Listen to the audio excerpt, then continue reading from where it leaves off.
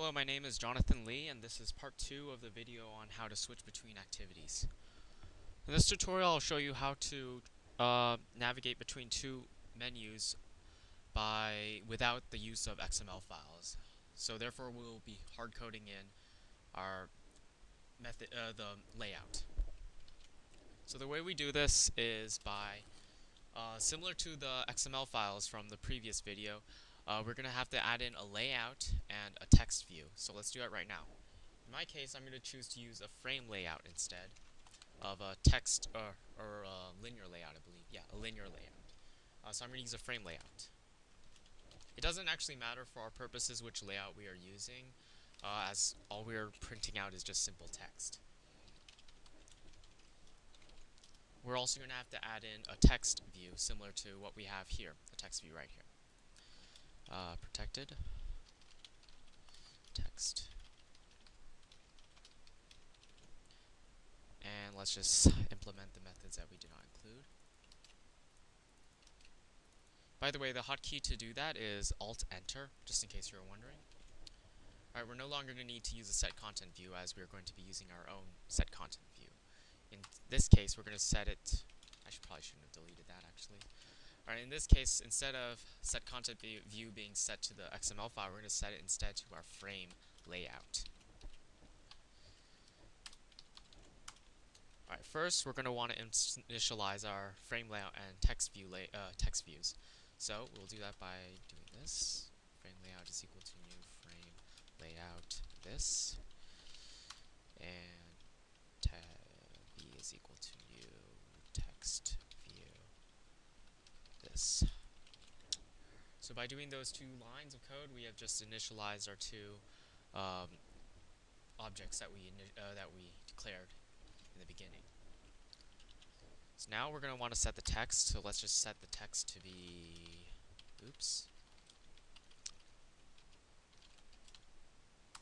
Let's set it to be hello main activity. Right. And we're also going to want to add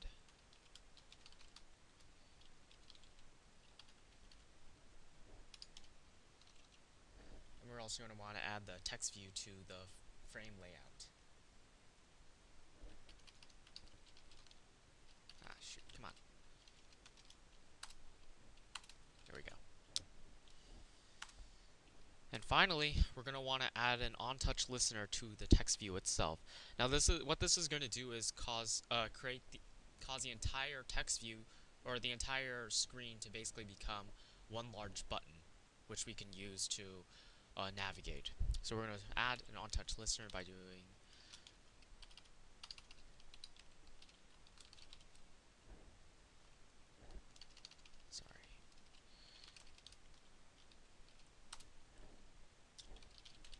So we're going to add an on-touch listener. Now what we're also going to have to add is an implements method so that we're able to listen for touches on the screen. So we're going to write implements on touch listener. We're going to add an on touch listener to it, and we're also going to have to add in the import for the on touch listener from the Android API. Now we're going to also need to add in the method for what will happen when we click on the screen. So public boolean on touch view v motion event return true. Basically what this is going to do is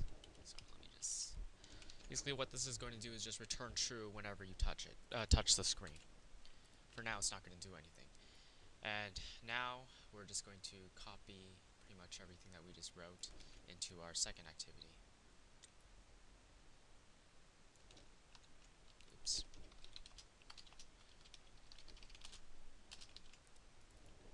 And import the methods that we do not have.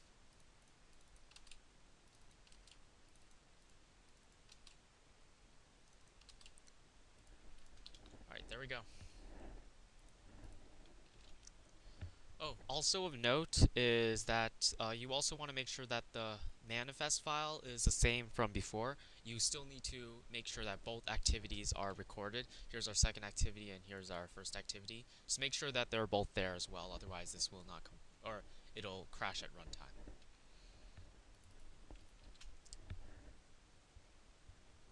Uh, oh, forgot. Yeah. Okay. Now, similar to the original, the way we did this in XML, we're also going to want to implement an intents. So I'm going to copy some code from the previous program and just add it right here. Pretty much everything is the same, I think. We just have to change a couple of things. Subclass, sub, activity. Activity.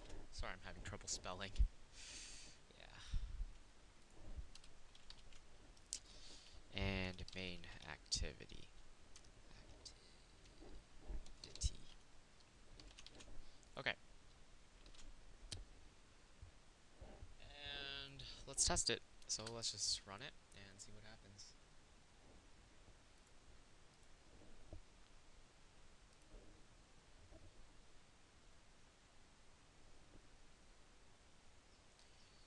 Here we go. Here's our main activity. Now we're going to see what's going to happen when we click on it.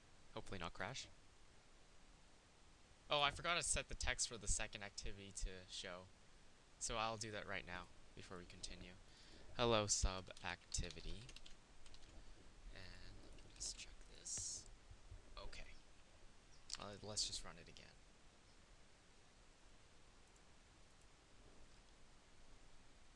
Just wanted to change the text so that you guys could see that we are actually changing to a new menu. So here's our original menu. Let's click on it. And there we go, we got sub activity. Now you're going to notice, I don't know if you guys noticed this or not, but the screen kind of jittered for a bit. Although the emulator is definitely very laggy and very just crappy in general, it's not the emulator's fault. What's happening is basically when we are touching the screen here, what's happening is it's recording multiple inputs, because the way Android works is while your finger is still on the screen, it's going to keep recording those events as touches. Now this is very useful when you want your program to say track where your finger is moving, but for our cases where we're just trying to record a single touch, this is very bad because it's going to run the method multiple times. So what we're going to want to do is add in something to make sure that it will only run once.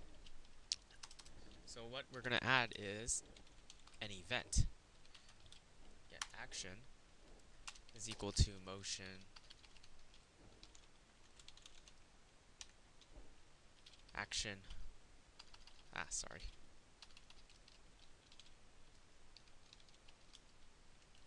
So what we're basically adding is a method to make sure that it will only start the next activity once you lift your finger off of the screen, or in our case, stop pressing, unclick the screen.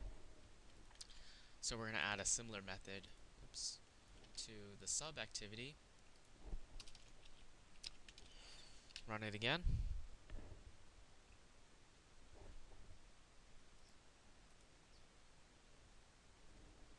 And let's check it out in the emulator. Oops, wrong one. Here's our main activity again. Let's click on it. And there you go. Hello sub activity, no jittering. Perfect. Yeah, and we just click it again, goes back to our main activity. And that concludes this tutorial video. If you have any questions, comments, complaints, compliments, just feel free to comment on the comment below.